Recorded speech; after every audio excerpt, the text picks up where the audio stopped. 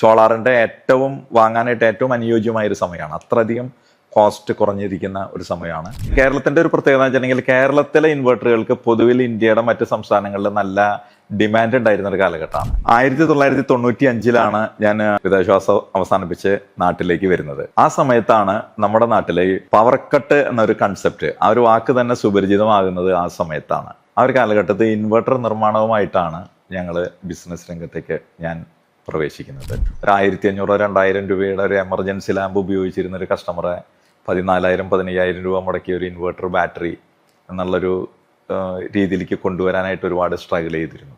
അന്നെന്ന് പറയണത് ഇതുപോലുള്ള മാർക്കറ്റിംഗ് മെത്തേഡുകൾ ഉപയോഗിക്കാനായിട്ട് മൊബൈൽ ഫോണുകളോ ഈവൻ ലാൻഡ് ഫോൺ പോലും ലഭ്യമല്ലാതിരുന്ന ഒരു കാലഘട്ടമാണ്.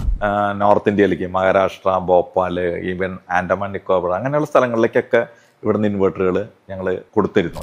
ഈ 95 ഇൻവെർട്ടറിനോടൊപ്പം തന്നെ ഒരു പ്രത്യേകത എന്ന് വെച്ചിട്ടുണ്ടെങ്കിൽ നമ്മുടെ ഇവിടെ കമ്പ്യൂട്ടറുകൾ വ്യാപകമായി തുടങ്ങിയിരുന്ന ഒരു കാലഘട്ടമായിരുന്നു. അന്ന് ഇന്റർനെറ്റ് കഫേനെയാണ് ആളുകൾ ഡിപ്പെൻഡ് ചെയ്തുകൊണ്ടിരുന്നത്.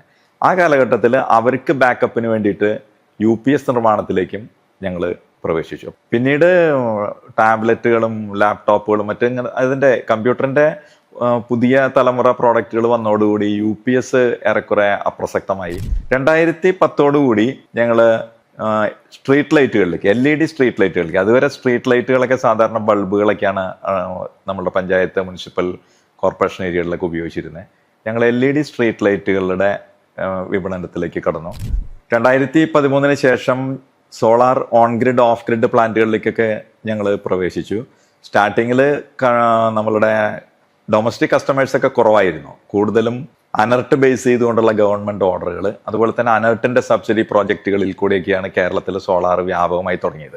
പിന്നീട് സെൻട്രൽ ഗവൺമെൻറ്റിൻ്റെ സബ്സിഡി സ്കീമുകളൊക്കെ വന്നതോടുകൂടി സാധാരണക്കാരനും ഏതൊരാൾക്കും സോളാർ വെക്കാം എന്നുള്ള ഒരു അവസ്ഥയിലേക്ക് ഇന്ന് എത്തി. ഇപ്പോൾ ഹൈബ്രിഡിലേക്ക് കടന്നിരിക്കുന്നു.